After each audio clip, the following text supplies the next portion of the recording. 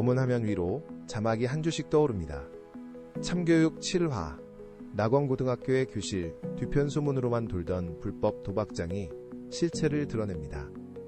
아버지는 사라진 아들을 찾기 위해 학교 주변을 배회하고 교권보호국의 봉근대는 학생으로 위장해 그 금기된 공간으로 발을 들입니다. 교실 안에서 벌어지는 은밀한 베팅, 그리고 그 중심부로 파고드는 봉근대의 거친 숨소리.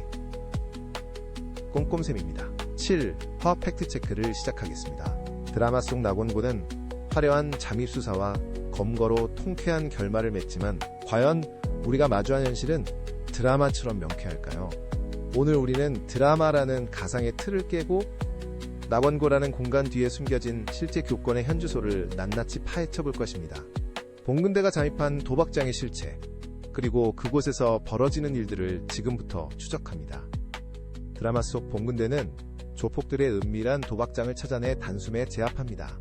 하지만 현실의 도박은 교실 안 거대한 판이 아닙니다. 지금 이 순간에도 아이들의 손에 들린 스마트폰, 그 안에 카카오톡 오픈 채팅과 텔레그램으로 도박은 이미 깊숙이 침투했습니다. 교사가 수업 중 도박 사이트에 접속한 학생을 발견하고 스마트폰을 확인하려 손을 뻗는 순간 상황은 급변합니다. 재산권 침해라는 법적 논란이 교사의 입을 막습니다. 상담을 권유해도 학생이 거부하면 그만입니다. 강제할 권한도 개입할 시스템도 없는 교실에서 교사는 도박하는 아이들 옆을 그저 지나칠 뿐입니다.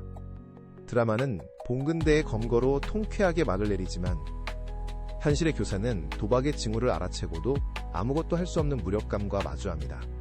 이것이 드라마와 현실 사이 좁혀지지 않는 거대한 간극입니다.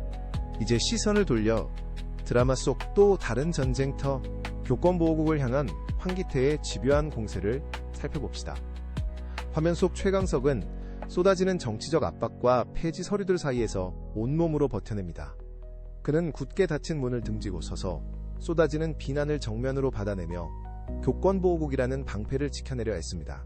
하지만 현실의 교권보호기관은 그토록 견고하지 않습니다. 드라마 속 최강석이 휘두르는 권한은 현실에선 정치권의 눈치를 보는 가냘픈 종이방패에 불과합니다. 선거철이 다가오면 교권보호의 목소리는 흩어지고 법안들은 발의와 폐기를 반복하며 책상 위에서 사라집니다. 최강석은 드라마 속에서 굳건히 자리를 지키지만 현실의 교권보호기구는 정치적 이해관계에 따라 언제든 무너질 수 있는 위태로운 기반 위에 서 있습니다. 보호받아야 할 교권이 정치적 논리에 따라 휘청이는 현실. 우리는 과연 누구를 위해 이 방패를 만들었는지 다시 물어야 합니다. 교권보호를 외치는 법안들이 정작 국회 문턱을 넘지 못하고 사라지는 과정을 보십시오. 드라마에서 최강석이 버티는 동안 현실의 법안들은 회기가 바뀔 때마다 서류 더미 속에서 소리 없이 증발합니다. 교실 현장에서 교사들은 이 사실을 뼈저리게 체감합니다. 복도에서 학생들에게 둘러싸여 고함과 욕설을 들어도 교사를 보호할 법적 가이드라인은 책상 위에 놓인 낡은 매뉴얼 한 장이 전부입니다. 학부모의 민원 전화가 교사의 개인 번호로 쏟아질 때 학교는 교사를 방패막이로 세우고 뒤로 물러납니다. 교사는 교무실 의자에 앉아 쏟아지는 민원 문자를 하나씩 읽고 지우며 고립됩니다. 도움을 요청할 곳은 어디에도 없습니다. 든든한 보호막이라 믿었던 시스템은 실체 없는 허상에 불과합니다. 정치가 교권을 흔들 때 그 진동을 온몸으로 견디며 무너져 내리는 것은 결국 교사 한 명의 어깨입니다. 현장의 선생님들은 오늘도 텅 빈 교실에서 혼자만의 싸움을 이어가고 있습니다. 이제 드라마의 긴장감은 최고조에 달합니다. 도박 조직의 실체를 파헤치던 봉근대가 좁은 복도 끝에서 막다른 길에 다다릅니다. 뒤를 돌아보지만 이미 거구의 사내들이 출구를 가로막고 서 있습니다. 봉근대가 뒷걸음질치다 벽에 부딪히자 사내들이 거칠게 그의 팔을 낚아챕니다. 강한 악력에 봉근대의 몸이 휘청이고 그는 바닥으로 거칠게 내동댕이 쳐집니다. 사내들은 신분증을 확인하려 그의 주머니를 뒤지고 봉근대는 반항해보지만 돌아오는 것은 복부를 향한 둔탁한 타격뿐입니다. 그는 입가에 맺힌 피를 닦을 틈도 없이 머리채를 잡힌 채 어두운 창고 안쪽으로 질질 끌려갑니다. 교실에서는 학생들을 가르치던 손이었지만 이곳에서는 그저 힘없이 제압당하는 무력한 대상일 뿐입니다. 도망칠 곳 없는 밀폐된 공간. 봉근대는 거친 숨을 몰아쉬며 쇠사슬이 감긴 문이 닫히는 소리를 듣습니다. 드라마는 여기서 봉근대 위기를 통해 교사가 현장에서 마주할 수 있는 가장 끔찍한 물리적 공포를 정면으로 보여줍니다. 드라마 속 이만림은 찰나의 순간에 들이닥쳐 조폭들을 단숨에 제압합니다. 날카로운 발차기가 허공을 가르고 사내들이 맥없이 쓰러지며 봉근대는 비로소 자유를 얻습니다. 환호가 터질 듯한 이 화려한 구출극은 시청자에게 카타르시스를 선사합니다. 하지만 화면이 꺼지면 무엇이 남습니까? 현실의 교사는 구원자를 기다릴 수 없습니다. 학교폭력 피해를 조사하던 교사가 가해 학부모의 호출을 받고 교문 밖으로 나갑니다. 정문 앞. 학부모는 교사의 가슴팍에 검지손가락을 들이밀며 고성을 지릅니다. 교사는 뒷걸음질 치다 화단턱에 걸려 중심을 잃습니다. 학부모는 교사의 멱살을 잡고 흔들며 당장 사과문을 쓰라고 협박합니다. 주변을 지나던 동료 교사들은 고개를 숙인 채 서둘러 발걸음을 옮깁니다. 도움을 요청할 무전기도, 앞을 막아설 경호원도 없습니다. 교사는 바닥에 떨어진 자신의 안경을 줍기 위해 무릎을 굽힙니다. 차가운 아스팔트 위에서 교사는 자신이 홀로 남겨졌음을 깨닫습니다.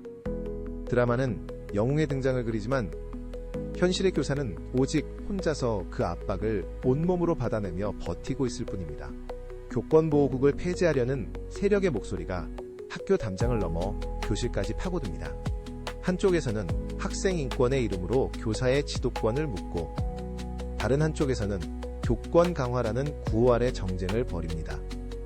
이 거대한 소음 속에서 정작 현장의 교사는 어디에 서 있습니까? 수업 시간, 학생이 책상을 발로 차며 교실을 나갑니다.